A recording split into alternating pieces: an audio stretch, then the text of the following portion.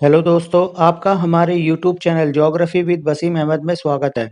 आज की इस वीडियो में हम आपके लिए दूर संवेदन रिमोट सेंसिंग विषय से आधारित वीडियो लेकर कर आए हैं, जिसमें आपके लिए उन महत्वपूर्ण तथ्यों को बताया जाएगा जो हमेशा ही एग्जाम में आते हैं। तो ये वीडियो आपकी नेट जेआरएफ के लिए, डीएसबी, डी ट्रिपल एसएसबी और हायर एजुकेशन जैसे एग्जाम के लिए इम्पोर्टेंट है। साथ ही साथ कभी कभी यहाँ से क्वेश्चन आपके आईएएस जैसे एग्जाम में भी आते हैं। तो प्लीज़ जो नए व्यूवर्स हमारे चैनल को पहली बार देख रहे हैं, सब्सक्राइब कर दें, वीडियो को ज़्यादा से ज़्यादा लाइक व शेयर करें। धन्यवाद। तो आप हमारे टॉपिक को देख सकते हैं, दूर संवेदन रिमोट सेंसिंग टॉपिक। दूर संवेदी को दूर संवेदन भी कहते हैं, जिसका अर्थ किसी ऐसी वस्तु अथवा घटना के बारे में सूचना प्राप्त करना है जिसका सूचना एकत्रित करने वाले यंत्र अथवा व्यक्ति से सीधा संपर्क न हो। हमारी आंखें, नाक, कान तथा किसी भी सीमा तक हमारी त्वचा दूर संवेदन यंत्र का काम करते हैं, क्योंकि ये हमें देखने, सूंघने, सुनने, महसूस करने में सहायता देते हैं। यद्यपि इनका उन वस्तुओं अथवा घटनाओं से सीधा संपर्क नहीं होता है जिन्हें हम इनके द्वारा देखते हैं, सूंघते हैं, सुनते हैं तथा महसूस करते हैं। आर्थर एस्ट्रॉहल के अनुसार अपने व्यापक अर्थ दूर संवेदन प्रक्षेपों को छूने, स्वाद चखने अथवा सूंघने जैसी ज्ञानेंद्रियों के सीधे संपर्क के बिना किसी वस्तु के लक्षणों को मापने की प्रक्रिया को कहते हैं। यानी कि हम बिना देखे छुए उसके बारे में जो हमें ज्ञान प्राप्त होता है, जानकारी प्राप्त होता है, उसे ही हम दूर संवेदन या रिमोट सेंसिंग कहते हैं। सुनने और देखने की प्रक्रिया ध्वनि और प्रकाश की तरंगों पर निर्भर करती है। ये किस पर निर्भर करती है? ध्वनि और प्रकाश की तरंगों पर निर्भर करती है। ये तरंगें ऊर्जा के रूप में उपज स्थान से प्रेषण तक पहुंचाती हैं, यानी कि जहां पर वह वस्तु रखी है वहां से लेकर जहां पर हमारा रिमोट सेंसिंग यंत्र लगा है, वो उन तरंगों को वहां से खींच करके या उन्हें इंडिकेट करके उनसे आंकड़ा इकट्ठा करके हमें देता है। एक साधारण कैमरे दूर संवेदन का कार्य करता है, क्योंकि यह किसी भी वस्तु से परावर्तित प्रकाश तरंगों को प्राप्त कर उस वस्तु का चित्र खींचता है। इन्होंने यहाँ पर उदाहरण दिया कि जैसे कि आप लोग या हम सभी लोग कैमरे का प्रयोग करते हैं, तो इसमें हम देखते हैं कि हमने दूर से अपने मोबाइल को क्लिक किया या अपने कैमरे को क्लिक किया और उसकी इमेज या छाया हमारे कैमरे के अंदर कैद हो जाती है, जबकि कि हमने उसे छुआ भी नहीं। अधिक सीमित अर्थ में दूर संवेदन का अभिप्राय वायुयानों तथा उपग्रहों में रखे हुए यंत्रों द्वारा बहुत अधिक दूरी से विस्तृत क्षेत्र की जानकारी प्राप्त करना है। अब वो कहते हैं कि भूगोल में इसका प्रयोग क्यों है? भूगोल में इसका महत्वपूर्ण प्रयोग इसलिए है क्योंकि इससे हम अपने हवाई यात्रा द्वारा यानी कि वायुयानों द्वारा आसमान से उस संबंधित क्षेत्र का पूरा आंकड़ा लेकर के वहां का विश्लेषण कर पाते हैं कि वहां पर किस प्रकार के खनिज हैं या उनसे संबंधित किस प्रकार के उनके आंकड़े हैं। दूर संवेदन के आधार प्रकृति ने मनुष्य को कान, आंख, नाक, त्वचा जैसे दूर संवेदक उपकरण दिए हैं। अपने ज्ञान को बढ़ाने के लिए मनुष्य ने कई अन्य उपकरणों की खोज की जो विद्युत चुंबकीय ऊर्जा के प्रति संवेदनशील होते हैं। सभी प्राकृतिक तथा मानवीय पदार्थ जो ऊर्जा का परावर्तन, अवशोषण और विकिरण करते हैं। यहाँ पर दोस्तों आपको इनका अर्थ भी बताना चाहूंगा। परावर्तन का अर्थ होता है कि जब किसी पदार्थ का प्रकाश किसी दूसरे पदार्थ या धरातल पर आकर पड़ता है और बिखर जाता है या वापस लौट जाता है तो उसे परावर्तन कहते हैं। अवशोषण का अर्थ होता है कि जब किसी पदार्थ का प्रकाश किसी अन्य पदार्थ या धरातल पर पड़ा और उसके द्वारा उसे वहीं अवशोषित ग्रहण कर लिया गया, उसे वापस न जाने दिया, तो इसे अवशोषण कहा जाता है। और विकिरण का अर्थ होता है जब किसी पदार्थ के अंदर से रेडियो एक्टिव तरंगे या अन्य प्रकार का विकिरण ऊर्जा के रूप में निकलता है, तरंगे निकलती हैं, तो उन्हें विकिरण कहा जाता है। इस ऊर्जा का ज्ञान यंत्रों के द्वारा प्राप्त किया जाता है जिन्हें हम दूर संवेदक कहते हैं।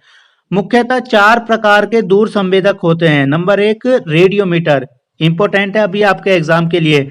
यह विद्युत चुंबकीय ऊर्जा के कुछ भाग को मापता है। किस काम में आता है रेडियोमीटर? विद्युत चुंबकीय ऊर्जा के कुछ भाग को मापने के काम में।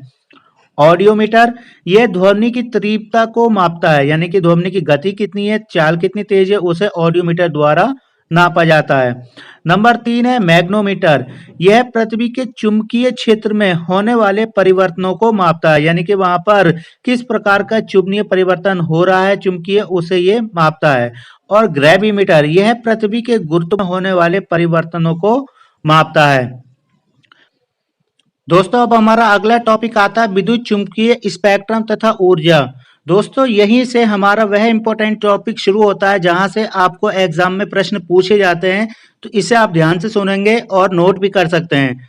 विद्युत चुंबकीय ऊर्जा तरंगों के रूप में होती है, यानी कि जो विद्युत चुंबकीय ऊर्जा किस रूप में होती है, हमें तरंगों के रूप में मिलेंगी। और ये विभिन्न प्रकार की तरंगें होती हैं तथा इन्हें इनकी तरंग दैर्ध्य से नापा जाता है, यानी कि जाना जाता है कि उनकी तरंग दैर्ध्य कितनी है।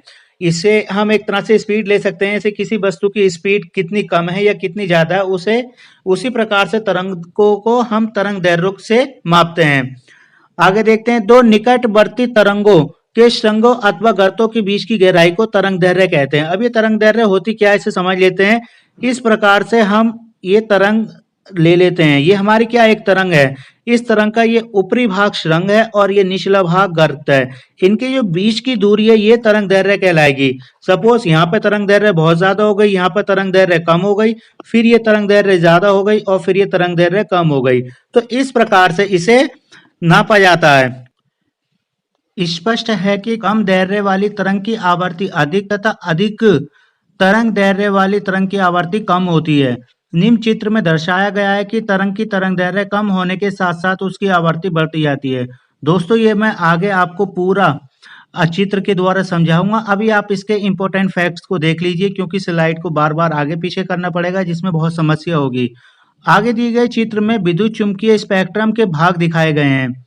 इनमें सबसे छोटी तरंग दैर्ध्य वाली बाईं ओर तथा सबसे बड़ी तरंग दैर्ध्य वाली तरंग दाईं ओर है। इसे लघु गुणक मापनी पर बनाया जाता है। लघु गुणक मापनी जो आपका मिनी स्केल होता है, जैसे कि कंप्यूटर है भी कह सकते हैं हम। दाईं ओर इसमें क्या है, गामा की तरंगे हैं। आप ये सभी पॉइंट इसके नोट करते जाएंगे कि गामा तरंगे किस ओर होती है, इसमें दाईं ओर होती है। किस पर मापा जाता है, लघु गुणक पर। और इसकी तरंग दैर्ध्य किस ओर की क्या होंगी, जो सबसे छोटी तरंग दैर्ध्य वाली बाईं ओर और सबसे बड़ी तरंग दैर्ध्य वाली दाईं ओर होंगी। इन्हें मापने की इकाई एंगस्ट्रॉम है। किसमें मापा जाता है, एंगस्ट्रॉम, जो धीरे धीरे परावैगनी तरंगों को स्थान देती है। उनकी लंबाई लगभग 4000 एंगस्ट्रॉम तक जाती है। इसके पश्चात स्पेक्ट्रम का दिखाई देने वाला भाग आता है, यानी कि 4000 से पहले की जो तरंग है वो उन्हें हम अपनी आंखों से नहीं देख पाएंगे। उसके बाद वह भाग आता है जिसे हम अपनी आंखों से देख पाते हैं, जैसे कि हमारे रंग है लाल, नीला, पीला, इन सब रंगों की बारी आती है। हमारी आंखें 4000 से 7000 एंगस्ट्रॉम दैर्ध्य वाले तरंगों को ही देख सकते हैं। दिखाई देने वाले स्पेक्ट्रम की तरंगों को माइक्रोन्स में भी मापा जाता है। याद रखेंगे, एक माइक्रोन बराबर 0.0001 सेंटीमीटर अथवा 10,000 एंगस्ट्रॉम के बराबर होता है। इसे भी याद रखेंगे। इस प्रकार दिखाई देने वाले स्पेक्ट्रम में आने वाली तरंगों की तरंग दैर्ध्य 0.4 से 0.7 माइक्रोन तक होती हैं। दिखाई देने वाली स्पेक्ट्रम में नीला, हरा, पीला, नारंगी रंग होता है। दोस्तों मोस्ट इंपोर्टेंट है, ये एग्जाम में सभी आ चुका है, आप इसे याद रखेंगे। इसके पश्चात अवरक्त शुरू होता है, यानी कि अवरक्त किरणें शुरू होती हैं। ये लगभग आपका 0.00 इतने सेंटीमीटर तक ये आप देख सकते हैं के बराबर भाग है। गामा की तरंग दैर्ध्य 0.03 एंगस्ट्रॉम से कम होती है तथा गामा तरंगे के बाद एक्सरे, जो हमारा एक्सरे हम बॉडी का करते हैं जिन तरंगों के द्वारा, जिनकी तरंग दैर्ध्य 0.6 से 100 एंगस्ट्रॉम तक होती हैं। एक्स तरंग दो प्रकार की होती हैं, जिन्हें क्रमशः सख्त और नम तरंग के रूप में जानते हैं।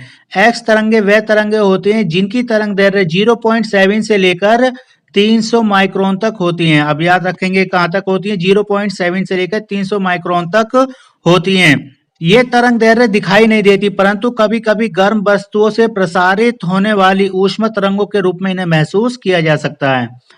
अवरक्त क्षेत्र के पश्चात लंबी तरंगों वाला क्षेत्र आता है, जिसे माइक्रोवेव कहते हैं। इस क्षेत्र में तरंग दैर्ध्य 0.3 सेंटीमीटर से 1 सेंटीमीटर तक होती हैं। घरों में भोजन बनाने, गर्म करने के लिए माइक्रोवेव का खूब प्रयोग होने लगा है। इन तरंगों को संदेश वाहन के लिए भी प्रयोग किया जाता है। रडार इसी क्षेत्र में आता है। रडार की तरंग दैर्ध्य 0.1 सेंटीमीटर से 100 सेंटीमीटर अर्थात 1 मीटर तक होती है। इंपॉर्टेंट है। इसके पश्चात दूरदर्शन तथा रेडियो तरंगें आती हैं। रेडियो तरंगों की तरंग दैर्ध्य 300 मीटर होती है और दूर संवेदन में विद्युत चुंबकीय स्पेक्ट्रम के परावैंगनी दिखाई देने वाले स्पेक्ट्रम माइक्रोवेव रडार का बहुत प्रयोग होता है। चलिए दोस्तों, अब आपको यही सब मैं इसके जो मैप है, चित्र है, उसके द्वारा समझाऊंगा। आगे देखते हैं। ये तरंगे प्रकाश की तीव्र गति से चलती है, यानी कि प्रकाश से भी तेज इनकी चाल होती है, जो लगभग 3 लाख किलोमीटर प्रति सेकंड की गति से चलती हैं। किसी स्थान से गुजरने वाले तरंगों की संख्या को उनकी आवर्ती कहते हैं। स्पष्ट है कि कम दैर्ध्य वाली तरंग की आवर्ती अधिक होती है। तो आप यहाँ देखिए कि लेफ्ट साइड में, ये लेफ्ट साइड है और यहाँ पर लिखा है कि कम तरंग दैर्ध्य वाली की आवर्ती क्या होगी, अधिक होगी। तो आप ऊपर इसकी ये देखेंगे मेगाहर्ट्ज में आवर्तियां और नीचे ये तरंग दैर्ध्य है। तो 0.1 जो कि सबसे छोटी है और इसकी तरंग दैर्ध्य सबसे ज्यादा 10 टू द पावर 14 यानी कि 10 की घात 14 है। जैसे जैसे अब तरंग दैर्ध्य बढ़ती जा रही है, यहाँ पर 0.1 हुआ, फिर 1 हुआ, फिर 10 हुआ, फिर 100 हुआ, और वैसे वैसे इसकी तरंग दैर्ध्य आपकी आवर्ती देखो कम होती जा रही है। 10 की घात 13, 10 की घात 12, 10 की घात 11, 10 की घात 10। तो इस प्रकार से इनके साथ क्या होता है, एक विपरीत संबंध होता है। जो कम तरंग दैर्ध्य आवर्ती ज्यादा, और आवर्ती ज्यादा तो तरंग दैर्ध्य कम। ये दिए गए चित्र में विद्युत चुंबकीय स्पेक्ट्रम के भाग दिखाए गए हैं। इसमें सबसे छोटी दैर्ध्य वाली तरंग बाईं ओर, आप देख सकते हैं इससे सबसे छोटी तरंग दैर्ध्य वाली कहाँ है, बाईं ओर है, और सबसे बड़ी तरंग दैर्ध्य वाली दाईं ओर है। ये सबसे बड़ी तरंग दैर्ध्य आपकी 100 मीटर पर दाईं ओर है। इसे लघु गुणक मापने पर बनाया गया है, कि नहीं आपको दिख रही है, इस पर बनाया गया है। और इन्हें मापने की इकाई एंगस्ट्रॉम है, ये मैं आपको पहले बता चुका हूं, जो धीरे धीरे परावैंगनी तरंगों को स्थान देती हैं। इनकी लंबाई लगभग 4000 एंगस्ट्रॉम तक होती है। आप देख सकते हैं कि यहाँ पर 0 से लेकर 0.4 तक ये आपकी क्या एंगस्ट्रॉम ऊपर लिख रही है, एंगस्ट्रॉम में है, नापी गई है। और इन परावैंगनों की कितनी आवृत्ति है इनकी, यहाँ पर आप देख सकते हो 4000 तक होती है। इसके पश्चात स्पेक्ट्रम का दिखाई देने वाला भाग आता है, यानी कि ये जो आप दृश्य प्रकाश देख रहे हैं, दृश्य प्रकाश के बाद बैगनी, नीला, हरा, ये आपको दिखाई देने वाला भाग है, यानी कि जिन रंगों को हम आंखों से देख पाते हैं। हमारी आंखें 4000 से 7000 एंगस्ट्रॉम दैर्ध्य वाली तरंग को ही देख पाते हैं। ठीक, तो आप देख सकते हो कि 4 से लेकर 5 तक आपका बैगनी और नीला प्रकाश आता है। दोस्तों, ये एग्जाम में आपसे मैचिंग कराएगा। एक तरफ आपको उनकी तरंग दैर्ध्य देगा, दूसरी तरफ प्रकाश या इस तरह की चीजें देगा। ये तो आप याद रखेंगे 0 से 5 तक बैगनी और नीला, फिर 5 से लेकर के 6 तक यानी कि 5000 से 6000 तक आपका हरा पीला आएगा, और उसके बाद 6000 से लेकर 7000 तक आपका नारंगी और लाल आएगा। इससे दोस्तों एक चीज और हमें पता लगती है कि क्यों हमारे जो सिग्नल्स होते हैं, या जहां पर हमें प्रकाश की दूर तक देखने की आवश्यकता होती है, वहां पर हम लाल, नारंगी और पीले रंग का ही क्यों प्रयोग करते हैं, क्योंकि इनकी जो तरंग दैर्ध्य होती है वो ज्यादा होती है। और जैसे परावैंगनी है, इनकी कम होगी, तो ज्यादा तरंग दैर्ध्य वाला आपका लाल रंग, इसीलिए हम इनका प्रयोग सिग्नल्स वगैरह में करते हैं। जबकि के बैगनी रंग को हम बहुत ज्यादा दूरी से नहीं देख सकते, और इसका कारण यह है कि इसकी तरंग दैर्ध्य क्या होती है, सबसे कम होती है। ये आपसे साइंस एग्जाम या बहुत सारे जैसे ग्रुप डी लेवल के क्वेश्चनों पर भी पूछा जाता है कि लाल रंग का प्रयोग क्यों ट्रैफिक सिग्नल में किया जाता है। तो उसका कारण यही है कि हम इन्हें अपनी आंखों से इस रंग को बहुत दूर से देख सकते हैं। उसके बाद दिखाई देने वाले स्पेक्ट्रम की तरंग दैर्ध्य को माइक्रोन्स में भी मापा जाता है। आप देख सकते हो कि जो दिखाई देने वाला भाग है, इधर इसे अब माइक्रोन्स आ गया है, इसे माइक्रोन्स में भी माप सकते हैं। एक माइक्रोन बराबर होता है आपका 0.0001 सेंटीमीटर अथवा 10,000 एंगस्ट्रॉम के बराबर होता है। इस प्रकार दिखाई देने वाले स्पेक्ट्रम में आने वाली तरंग दैर्ध्य को 0.4 से, आप देख सकते हो कि 0.4 से 0.7 तक नाप सकते हैं। दिखाई देने वाली स्पेक्ट्रम में नीला, हरा, बैगनी, पीला, नारंगी और लाल रंग होता है। इसके पश्चात हमारा अवरक्त किरणों का भाग शुरू होता है। ये आप देख सकते हैं कि दिव्य प्रकाश के बाद अवरक्त किरणों का भाग शुरू हो गया। ये लगभग 10 करोड़ सेंटीमीटर के बराबर होती हैं। तो दोस्तों हमारा इधर का टॉपिक पूरा हुआ। अब फिर आगे वो क्या कह रहे हैं कि गामा की तरंग दैर्ध्य 3 एंगस्ट्रॉम से कम होती है, या एंगस्ट्रॉम देखेंगे, यानी कि इधर हमारी गामा किरणें होंगी, ठीक, एंगस्ट्रॉम से कम होती हैं। और इसके बाद हमारे यहाँ पर एक्सरे आती हैं, जिनकी तरंग दैर्ध्य 0.6 से, जिनकी तरंग दैर्ध्य क्या होती है 0.6 से लेकर के 100 एंगस्ट्रॉम तक आती हैं। इसे हम एक दूसरे चार्ट पर समझते हैं। यहाँ देखते हैं हमारे पास एक दूसरा चार्ट है, इसमें कि गामा की जो तरंग दैर्ध्य है, आप सबसे ऊपर देखेंगे ये गामा है, उसके नीचे एक्सरे और इसके बाद अल्ट्रा वायलेंट। तो ये आप क्रम भी याद रखेंगे, ठीक, कि गामा की तरंग दैर्ध्य 0.03 के बराबर होती है, ठीक। और गामा तरंगों के बाद एक्स तरंगे आ गई, आप देख ही रहे हैं मैप में, जिनकी तरंग दैर्ध्य 0.6 से 100 एंगस्ट्रॉम होती है। कितनी? 0.6 से 100 एंगस्ट्रॉम तक होती है।